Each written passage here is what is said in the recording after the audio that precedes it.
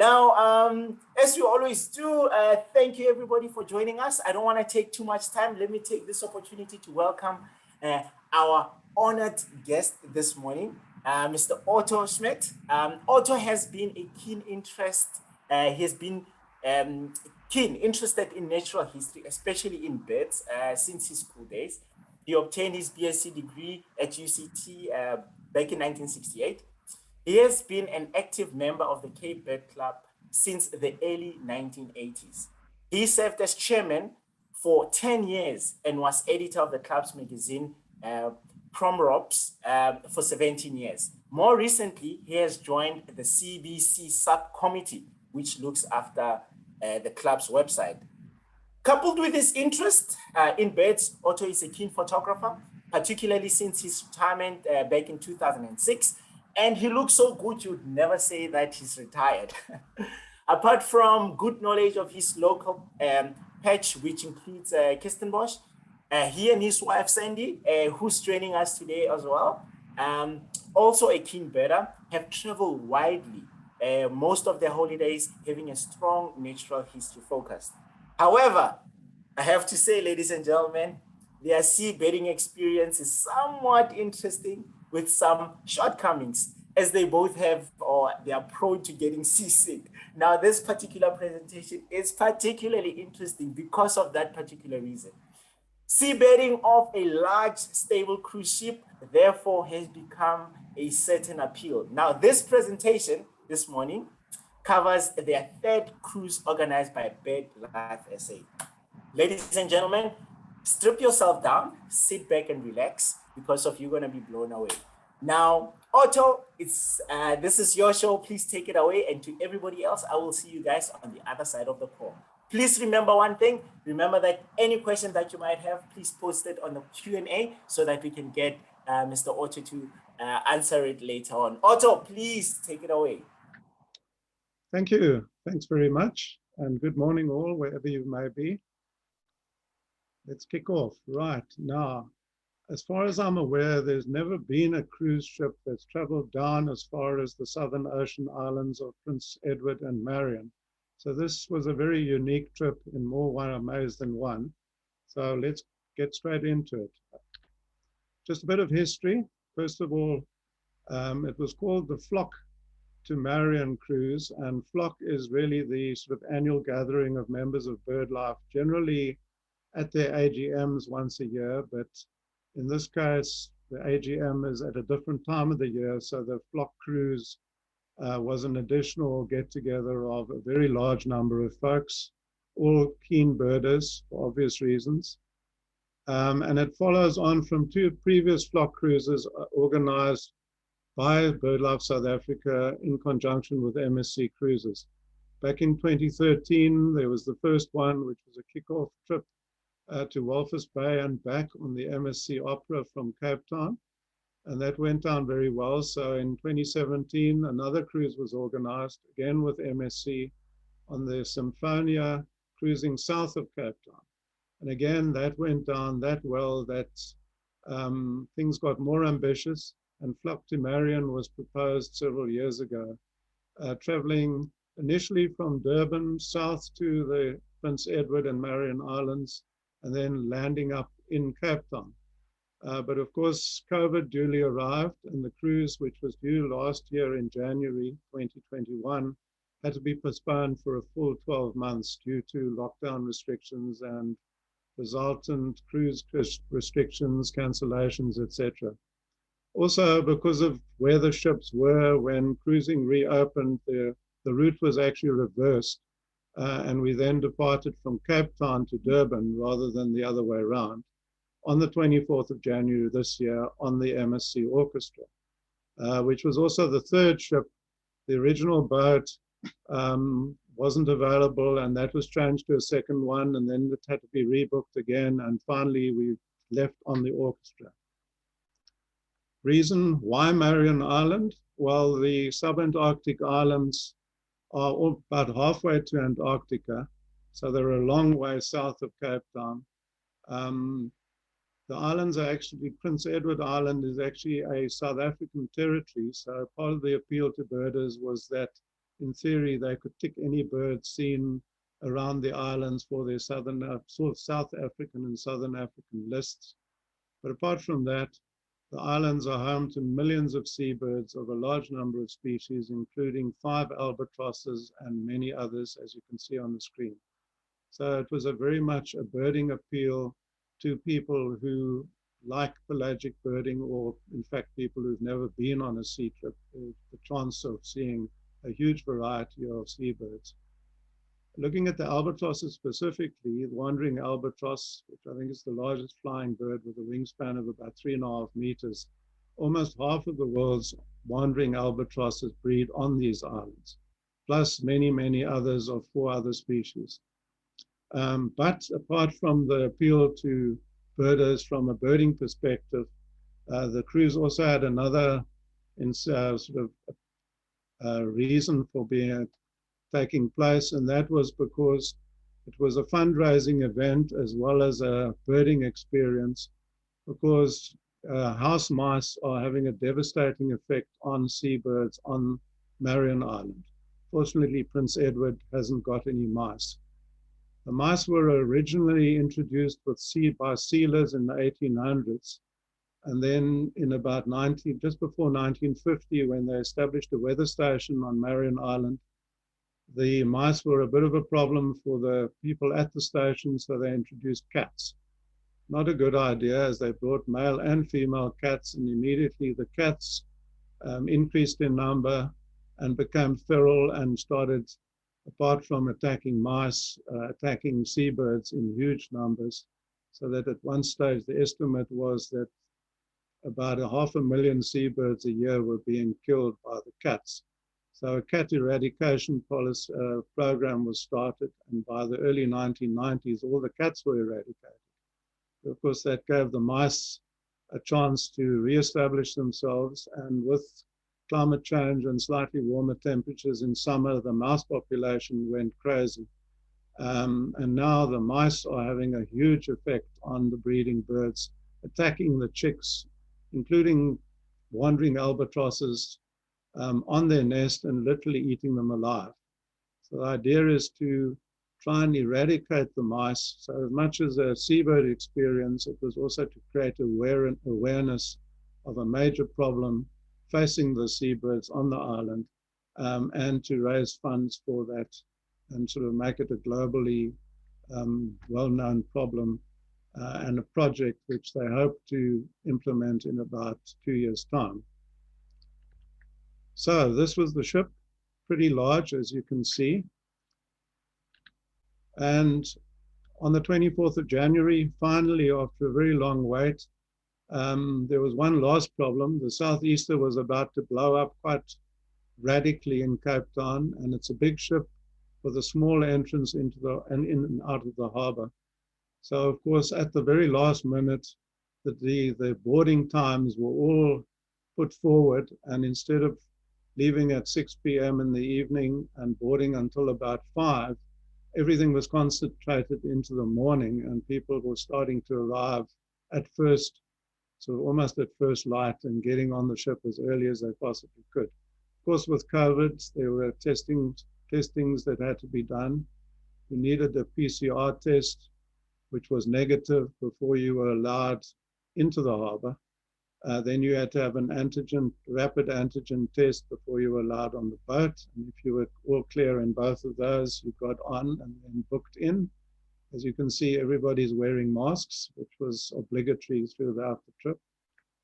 And then once we were through all these procedures, you can see just what a large boat we were actually getting ourselves onto.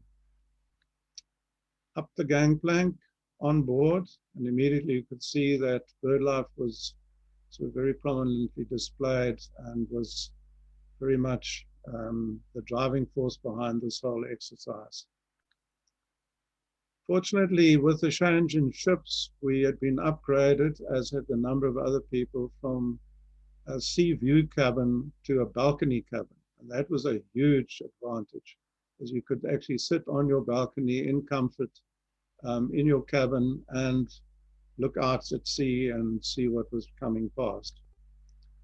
After checking in, it was up on board to see who else was around, and it was amazing how many people one sort of saw and recognized eventually through the mask.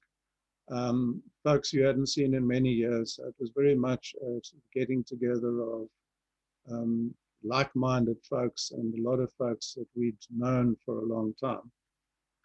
Eventually at midday, so about 6 hours earlier than expected, the ship sort of weighed anchor and left the harbor. Heading out at this stage, Table Mountain doesn't look too bad in terms of the southeaster, but at least we were now out in the bay, and the chances of getting stuck in the harbor during a strong southeaster had gone. However, several folks, in fact about 50 plus people I think it was, who hadn't managed to get flights changed and arrival times changed, etc., hadn't got on board by midday.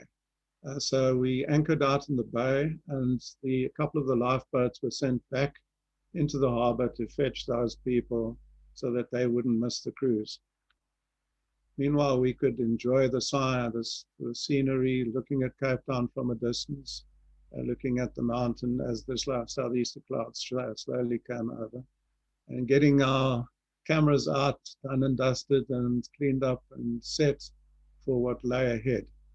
A couple of the birds that were seen from the boat while we were off anchor were Cape cormorants, kelp gulls, which we all know, but always a nice photographic challenge to just get our settings right. And then in the distance, we saw a southern right whale, which seemed a rather strange time of the year, but was definitely confirmed as a southern right. We normally expect them in winter, not in the middle of summer at the end of January. Cape fur seal, fairly common around Cape Town.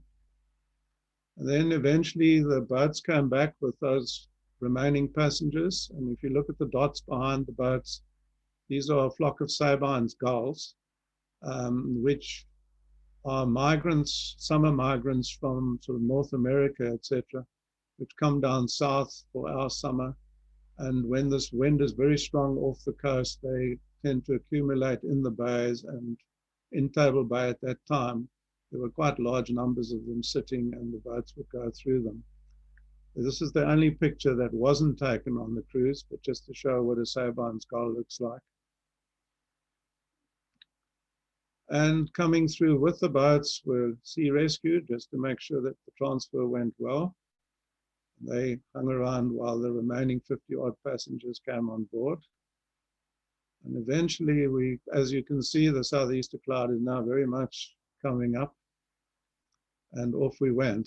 At least the sea still looks reasonably calm, but away at last, 1,500 birders, including about 40 guides, heading south towards Marion Island.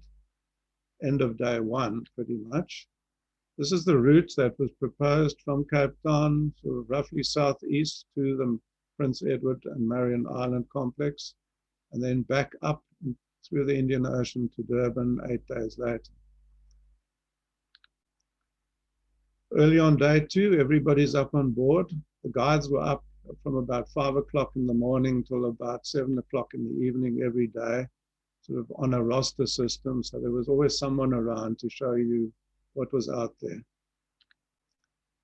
These were just some ideas. Most of the guiding stations were on deck 7, where both the port and starboard sides were available all the way along.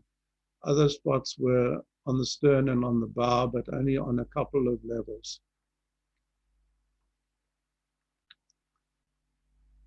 Now, the first morning, that's day 2, we cruised within the 200 nautical miles Southern African, I think it's economic exclusion zone, to give people the opportunity to tick any seabirds that they hadn't seen before for their South African list. Because anything within 200 nautical miles does count for the local list. That was quite an incentive to get people who may not have been on the pelagic before to get stuck into some of these birds. Numbers of birds that we saw, and a trawler a little way off was seen the first morning, and trawlers always attract quite a lot of birds if they're pulling in their nets. So there's quite a lot around. northern giant petrel, one of the larger birds out there. This is a juvenile with the dark plumage. And this is the adult, which has got a much paler plumage. There's two petrel species, northern and southern, and the difference between the two is quite subtle. But the northern is the one with the dark bill tip, which you can just see on this particular picture. Then one of our first albatrosses. These are the smaller albatrosses are called mollymawks, and they've got a wingspan of about up to 2.5 meters, which isn't exactly small, but still they are smaller than the really big guys. And this was our first of the sort of dark-backed mollymawks. Nice close-up of a shy albatross. I just need to say up front now that a lot of the photographs of the really super shots were very kindly sent to me by a number of photographers, without whom I think I would have had a real problem putting this presentation together. So thanks very much to those folks, and you will see their names at the end of the talk. Shy albatross is one of the biggest of the mollymawks, and you can see that it has a dark back all the way across. So dark wing top, dark back, and that sort of designates that particular group. Another one, also dark-backed, and seen more closely, Indian yellow-nosed.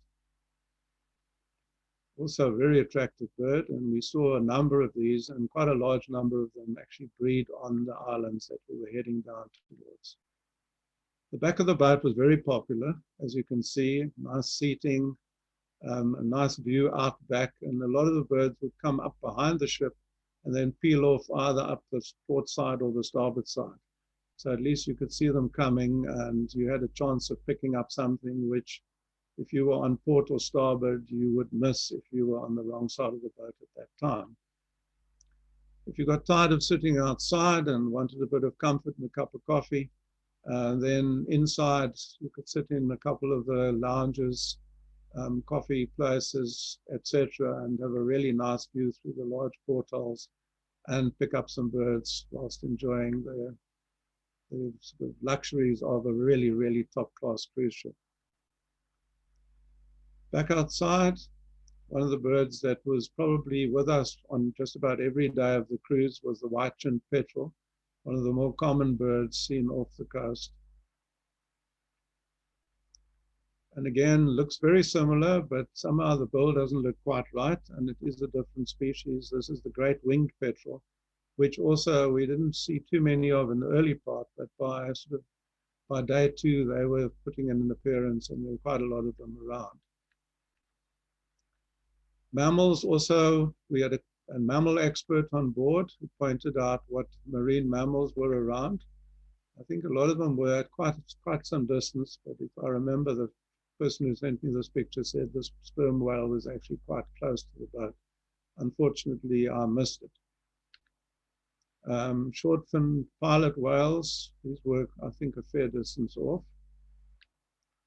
And then back in our cabin for a bit of R&R, and you can see, really nice to be able to have the sliding door open, look out, and if you wanted to sit outside and enjoy the view and do a bit of birding as well in comfort, that was really great. At the same time, you could turn around and watch the TV set in your cabin and see exactly where we were. And we were now about 38 degrees south, so heading southwards after leaving the 200-mile limit, which was at about late on the morning of day 2.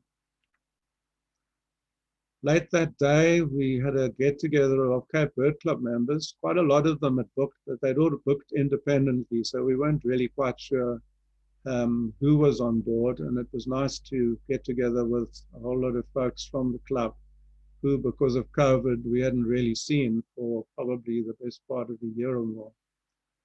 Quite a social get-together and sharing a few stories around some drinks and just getting to know who was around and who was and what they were up to. Then back on deck for the late afternoon and evening as the light faded and got a bit gloomier out there. Some nice big clouds building up. You see a bit of rain in the background and a rather interesting last few minutes on deck before the evening entertainment started. We were very fortunate that there was a series of lectures pretty much every evening of the cruise that one could sit and enjoy in the Covent Garden Theatre. As you can see on the screen, the lectures took place several times during the day. Of course, all avid birders were out on deck most of daylight, so the 7:30 evening show was probably the most popular one. Unfortunately, some of the top talks were repeated in the evening, so you had a couple of chances of catching up. The Covent Garden Theatre was quite something, as you can see. It was quite a place to be. Everyone wearing masks, but pretty full. I think something like 600 odd people were allowed in to give you a bit of social distancing. And before the talk itself started, they did a running species list of what had been seen during the day, which was a bit frustrating for many of us who had missed a few things en route. But with 40 guides around, there was no way you were going to be able to see everything that was out there. Then the talks, and one of our first speakers was Peter Harrison, and his talk, as you can see there, 7 years and 7 continents. Peter, this picture was taken on one of the earlier flock cruises, is one of the world's top seabird experts. And the cruise more or less coincided with the launch of the revamped version of his Seabirds book, which is the one on the left side of your screen. Came out in 1983, so a good few years ago. You can see the 88 color plates then have now been increased to 239, and an awful lot of paintings, many done by Peter himself, who illustrated all the paintings in the first volume, covering 434 species, so about as comprehensive a book on seabirds as you're ever likely to see. And Peter was on board and autographed copies of the books that people had bought, and also he and his wife donated a number of the color plates during the auctions which took place during the cruise to raise funding for the Mouse-Free Marion project. Next morning, day 3, the corridors went on for what seemed like miles, and quite often it was quite hard to know whether you were going forward or back. So it was quite it took a little bit of time to orientate oneself. We were up on deck 12, and if you were trying to get down to deck 7, it took a little while. If during the walk down the corridors, you heard a sudden announcement over the intercom that some rare bird had been seen, you had to try and work out which was the port side, which was the starboard side, and make sure you got out on the correct side of the boat, which all took a little bit of doing. Anyway, first light, everybody's out there and looking to see what the day has to offer. Cameras at the ready, binoculars at the ready, glass of wine I see at the ready too, which is a good way to start the day.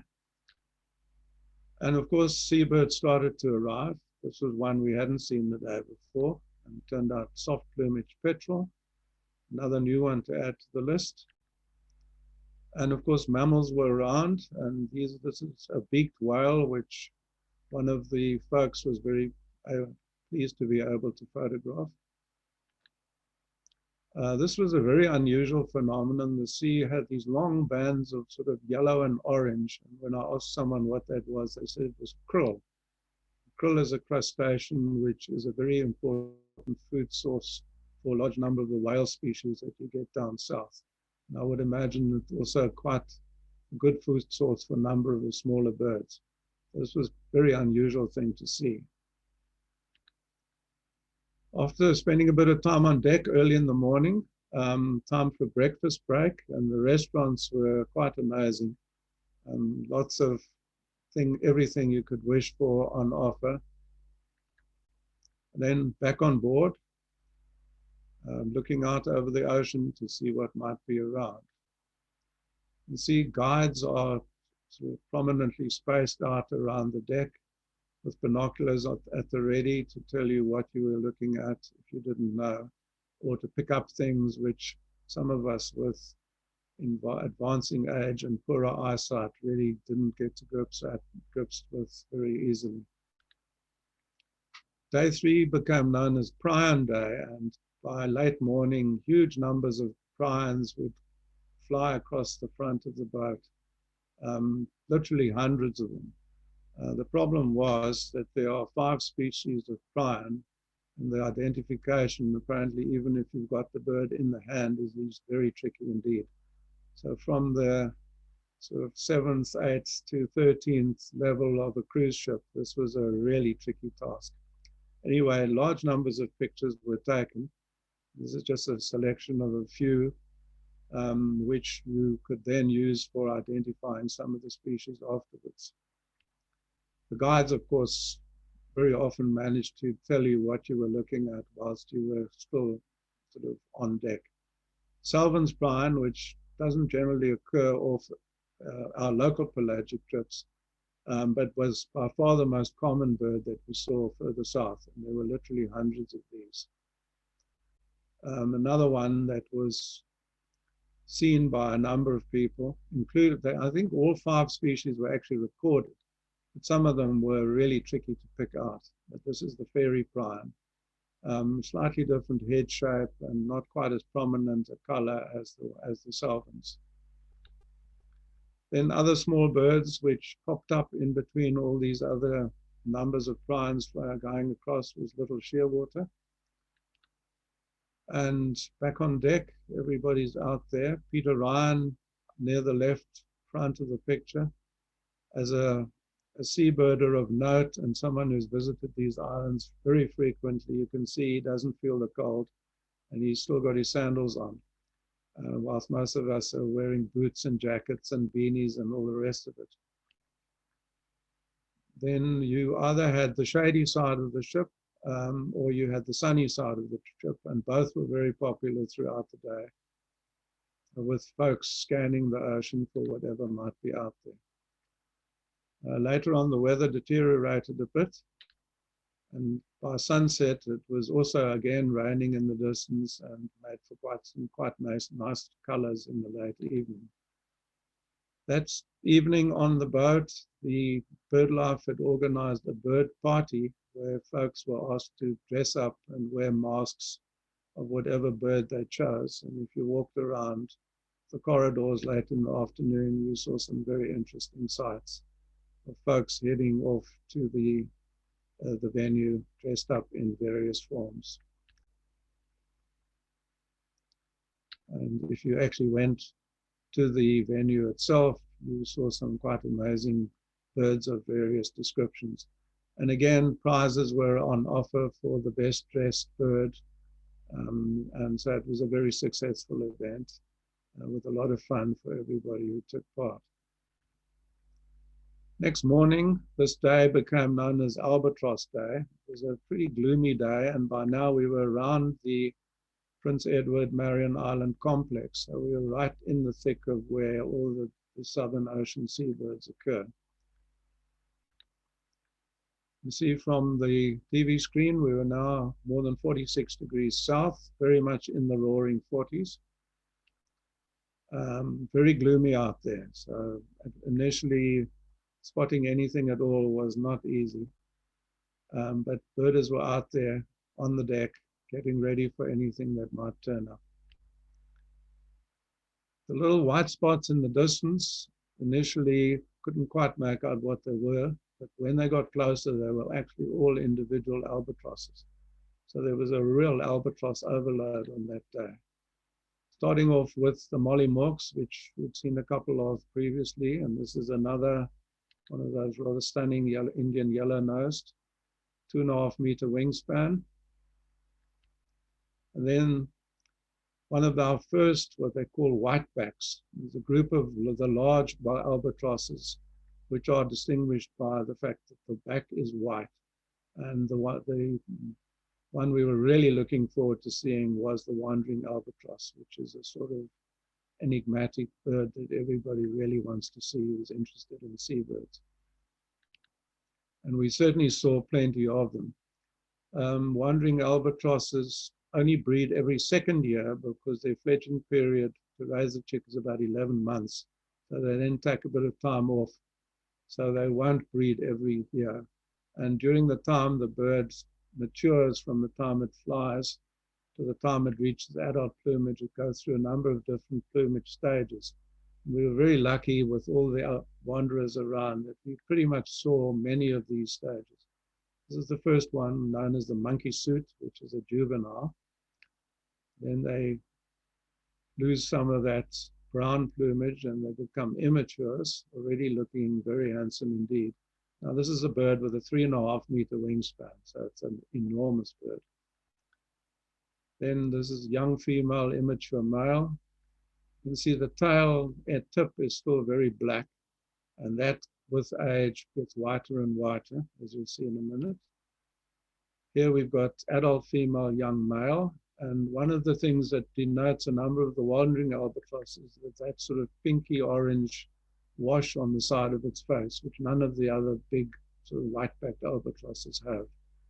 Again, the tail is still black to some extent, but they're getting a little bit less so. Then when you get to the old male, the black in the tail has completely disappeared. So this is an old male showing beautifully against that marine backdrop. There were 4 other species that I mentioned initially that occur and breed around those islands, and this is the second most popular one. Again, a bird that doesn't too frequently come up into our sort of coastal waters of Cape Town, grey-headed albatross, and quite a few of these were spotted on that particular day. So rather nice. It's also one which has that yellow on the top of the beak and on the beak tip, much like the Indian yellow-nosed, but you can see the grey wash on the head very clearly. Then we started seeing these dark birds, sometimes in groups, like in this picture, there's actually 6 birds visible on one shot. And these were also birds that are very much prized, as they don't generally come right close to our waters here. And these were sooties, very, very attractive albatross, with that lovely white line down the bill and that lovely eye. There's another shot of one. A couple of people were lucky enough to even see junior, sort of juvenile versions of sooties. And then a rather interesting shot showing what looks like 2 sooties, but in fact the one on the right is a sooty, and the one on the left you can see has got a much paler back and there's a paler top of the wing.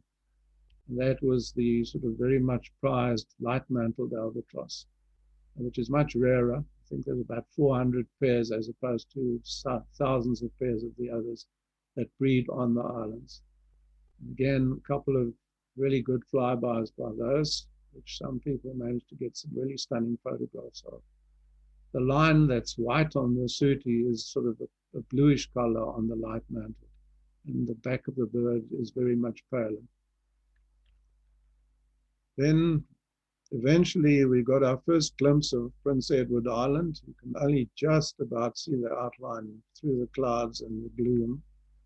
And eventually, looking straight down the middle of the photograph, you can see it a little bit more clearly, and everybody's having a look. Another shot, and then fortunately a long lens shot, which shows pretty much exactly how rugged the island is. We weren't allowed into the exclusion zone around the islands themselves, because that's one doesn't want to introduce any form of contamination to that sort of pristine environment. So, but we were within the range of where these birds feed at sea. So we saw plenty of the birds from the islands outside the exclusion zone. So this is a long lens look at Prince Edward. And just to show you roughly the route we took around the islands. So we did a sort of loop going around Prince Edward Islands, then heading down to Marion, and then veering off sort of in a northeasterly direction. Unfortunately, we didn't spend as much time around the islands as we would have liked, because a storm brewed up in the afternoon, and the captain said there are now 6-meter waves, and we're expecting them to go up to 10 meters.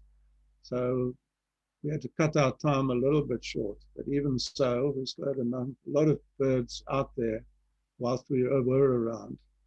One stage, the ship stopped, and we had this calm patch of water behind the boat, obviously with some food in the water itself, and this attracted quite a lot of birds. And giant petrels were soon on the scene, getting into what was there. And here's a couple of them squabbling about over a bit of food that was on the water surface. Soon they were joined by a couple of wandering albatrosses. The bird on the left is a youngish bird. The bird on the right is a sort of more mature bird. And they eat mainly squid. And it looks like the adult has got a squid that it's busy demolishing. Another rather nice shot of one of the wandering albatrosses getting stuck into something to eat. And you can see here sort of squabbles that broke out with birds trying to sort of nab food from each other. And just by comparison, you can see the wandering albatross on the left with a 3.5-meter wingspan and a little storm petrel coming in from the right with a wingspan of 46. So those are the sort of extremes of what we were looking at, from very large to very small. The very small ones, some of the folks managed to get onto and get some quite reasonably good shots of. This is black-bellied storm petrel. Again, not a bird we see around our coastal waters very often.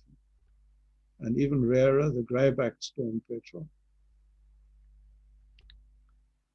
And again, just to show the contrast in size, I think this is a Prion sort of taking off from the surface with a wandering albatross right behind it. Obviously just about to swallow something that it had just caught. Other birds that we saw, and there were many other species on offer if your eyesight was good and your camera was at the ready. Beautiful white-headed petrel in some stunning light. Blue petrel, one of the really sought-after species, which really doesn't occur much north of the islands, and very nice photograph of one. Subantarctic shearwater, even more unlikely to be seen, but a couple were spotted. And then common diving petrel, which is a really small and very fast-flying bird. You see the sort of mountainous waves, which it really doesn't seem to mind at all. And of course, there were 4 species of penguins on offer, although they were extremely hard to spot. And if you look at the seas and the birds, you can see why. These are actually king penguins. And again, someone managed to get some quite nice photographs of them. This is a rather stunning shot of a king penguin. Those of you who may have gone to Cape Point several years ago and had one on the beach, that was the way to see these things properly. Certainly off the boat, it was quite a challenge. But a couple of penguin species were spotted. There's an eastern rockhopper, which I think has been recently sort of split from southern rockhopper. Another one of the ones that breed on the islands. Lots of discussion with guides and folks looking out and trying to sort of see what was out there and having things explained by the very, very knowledgeable guides who were always on offer around the periphery of the boat.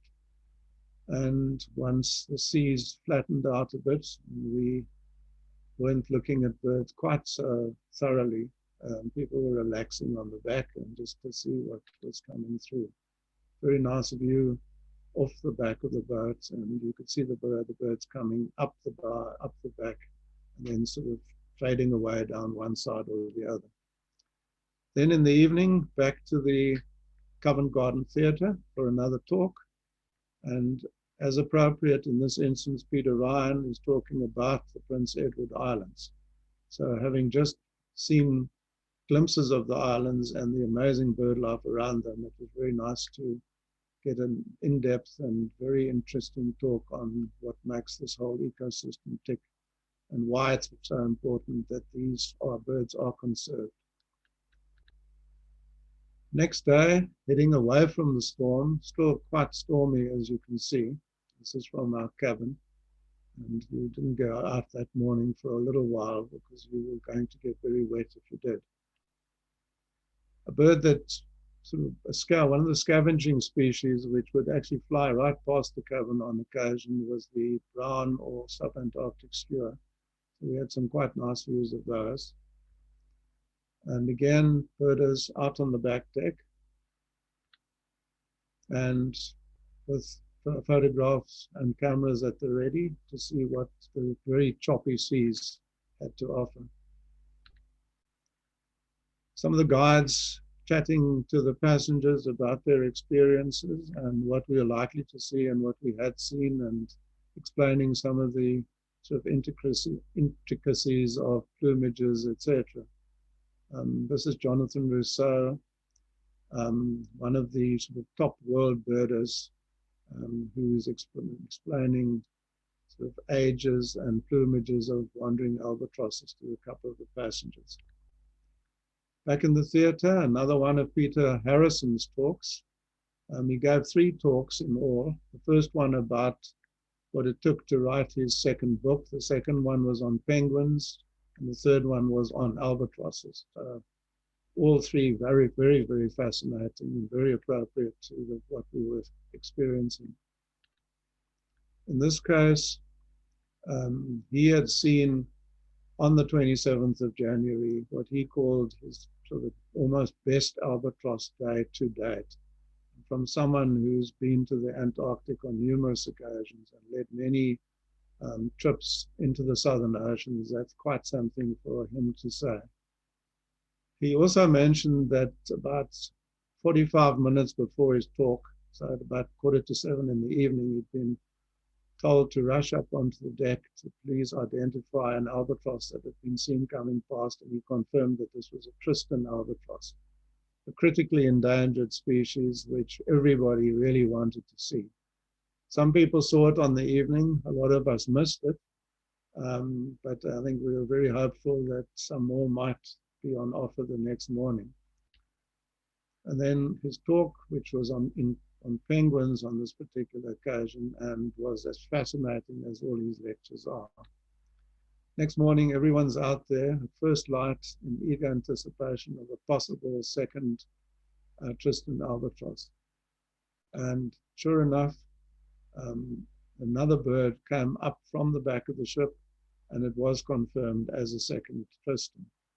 Unfortunately, this occasion, I was there, and I actually managed to see the bird, which was a real highlight for me. A couple of shots of the bird, and the identification of the species is incredibly difficult. And Peter went into quite some detail on his albatross talk to say how you told it apart from the similar sized and similar colored wandering albatross. And one of the key things is the piano key pattern on the tail. It's not the only feature, but it's one of the ones that sort of gives you your first chance of thinking that you may well have a Tristan. The coloration of the white on the wings and various other features also need to be taken into account. But fortunately, a couple of birds were confirmed as Tristan. Then the sea calmed down and the temperature went up as we started heading north again, and it was great just to be on deck and look out and see what's there.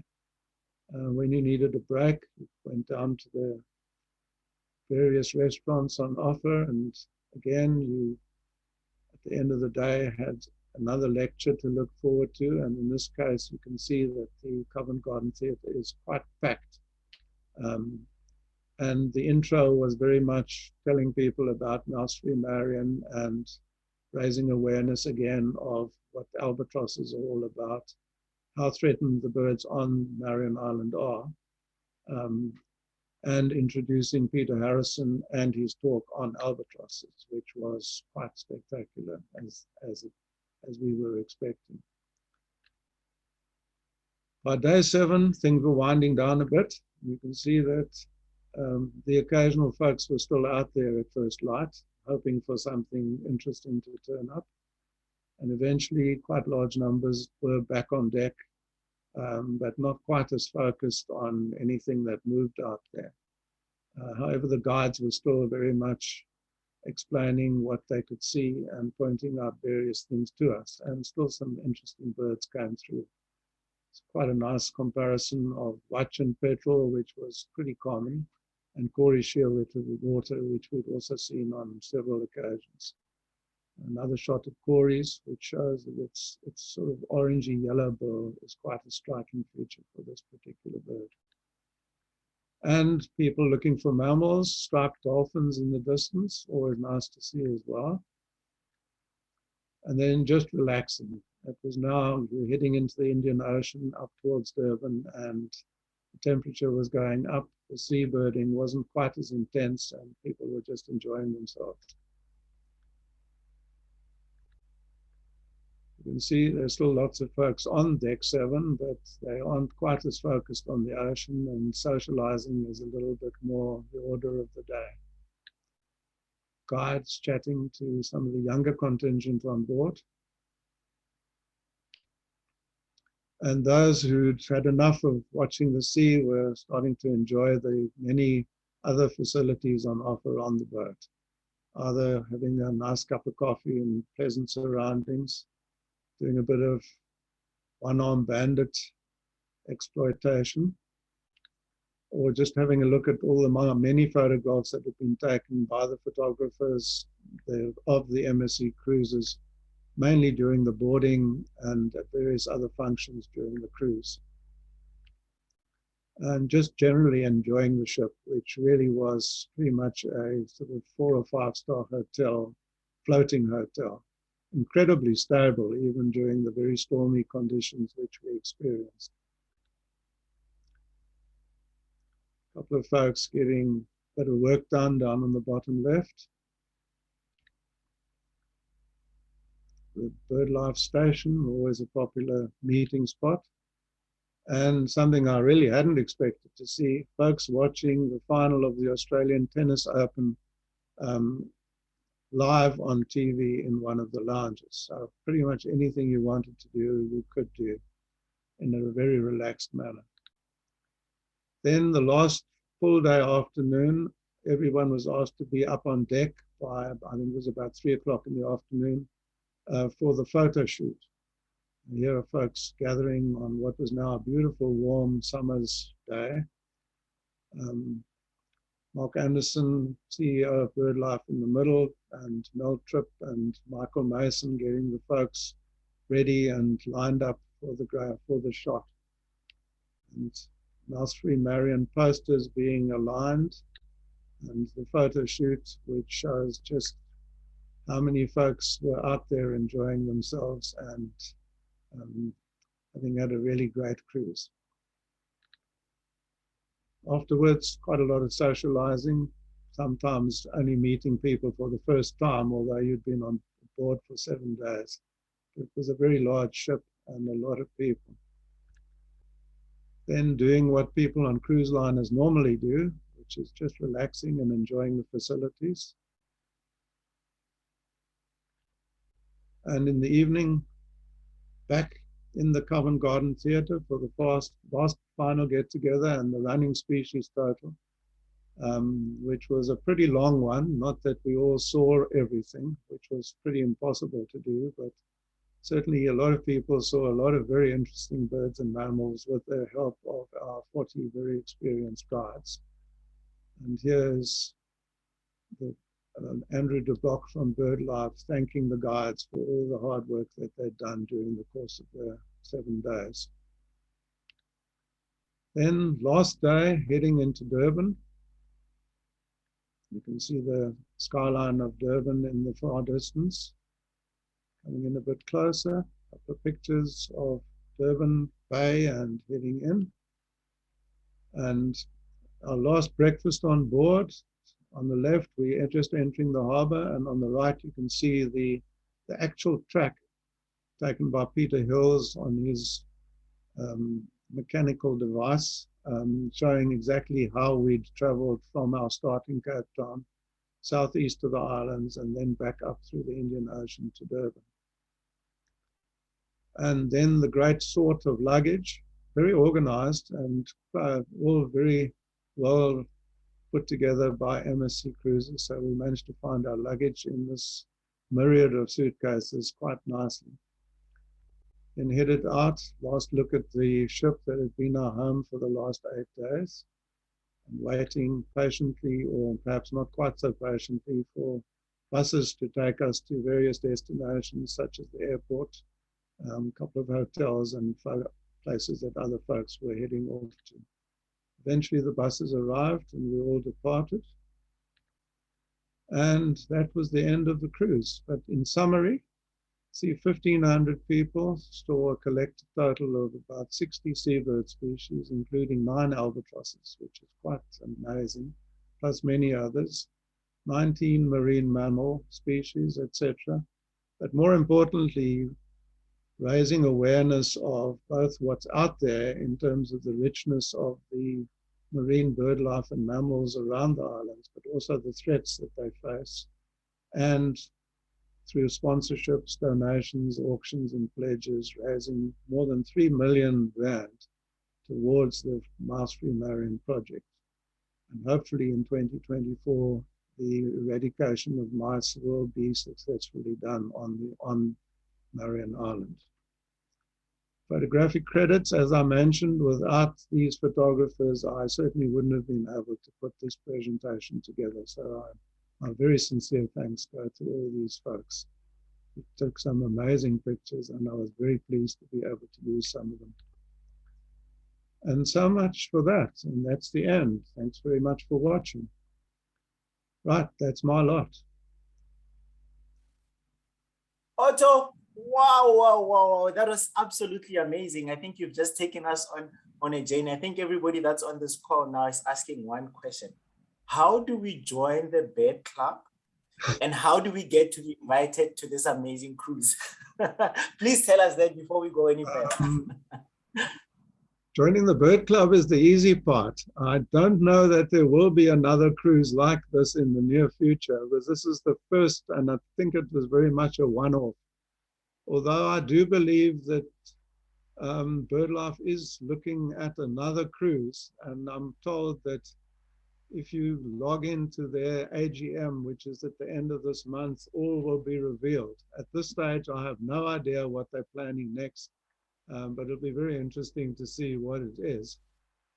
Joining the Bird Club, well, BirdLife South Africa has many clubs scattered around the country. And pretty much wherever you are, certainly in all the bigger cities, there will be a local branch of BirdLife in your city. And I think if one just Googles BirdLife South Africa, you should be able to find contact details either for the society or for one of the branches. So I think joining shouldn't be a problem at all. It's certainly a very well worthwhile thing to do. Otto, I'm your guy, you know me, right? I mean, you and I are like, we in sync, So for the next cruise, just, say my mate, John, because I know you in the subcommittee and, just putting my word in there. I don't think this is the marketing, I think it's the marketing committee of BirdLife South Africa, and I'm not quite at that level. But certainly, there are ways of finding out just what they are planning to do. It'll be very interesting to see what it is. Awesome. Otto, I think you've taken us on what an amazing journey. I think at the beginning of the talk, we said one thing. And I said to you, one thing that signifies life for me is seeing birds. And I think, just being out there in the blue deep seas and seeing all these amazing live creatures, birds. I mean, the photos that you took are absolutely amazing. And we just can't thank you enough for sharing this experience with us. But I want you to take us through one thing quickly, the call to action that you've just mentioned now, Mouse-Free Marion. I don't know whether you've got some information about that campaign or that call to action. What's happening with that project, and how is BirdLife South Africa involved in that? Well, BirdLife, well, I think it's an international project, but sort of being run by BirdLife South Africa locally.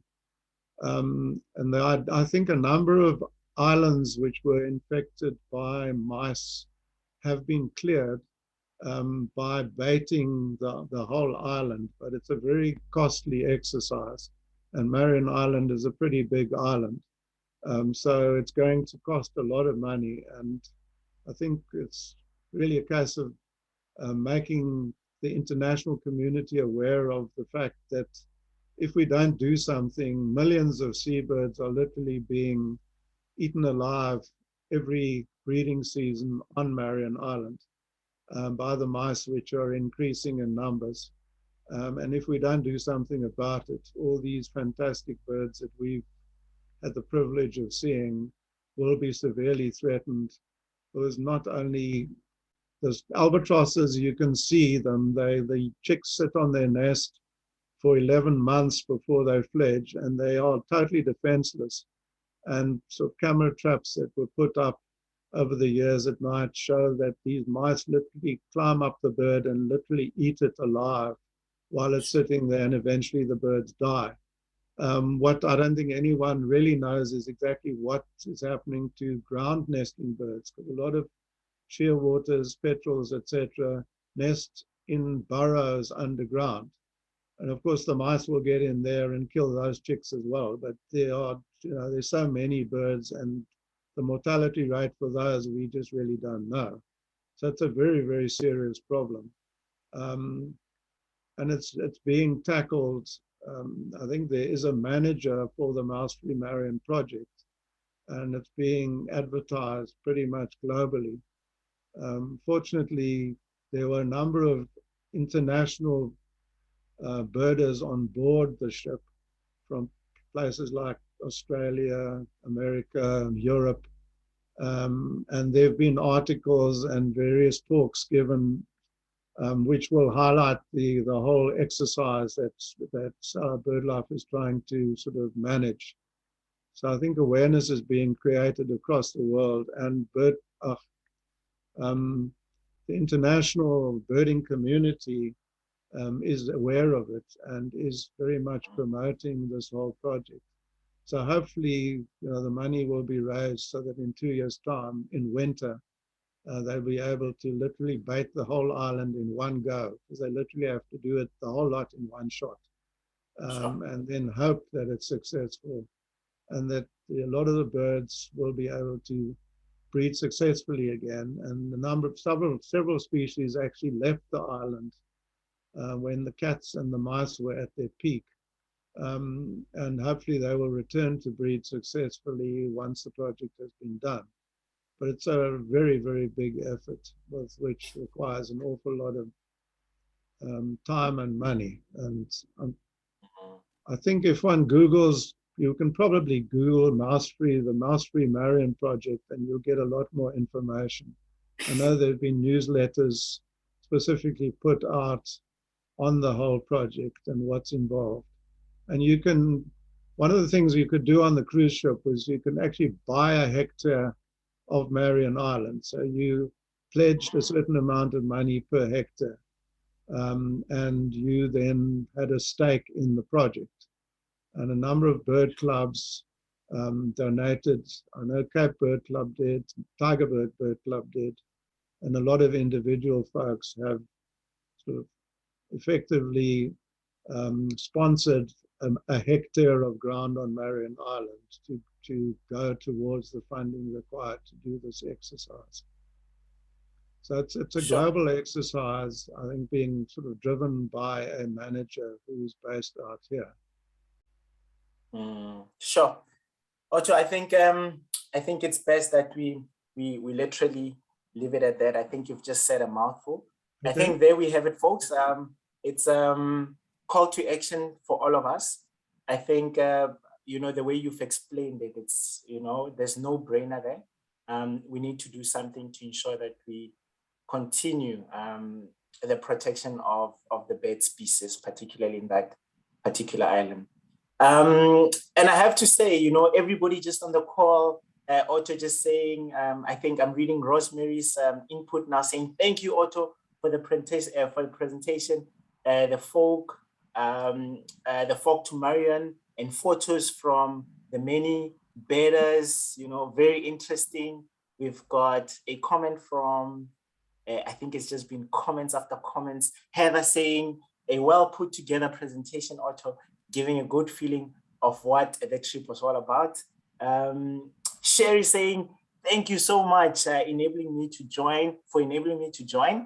And the 1,500 birders that were on that memorable cruise. Mike saying, thank you so much, Otto.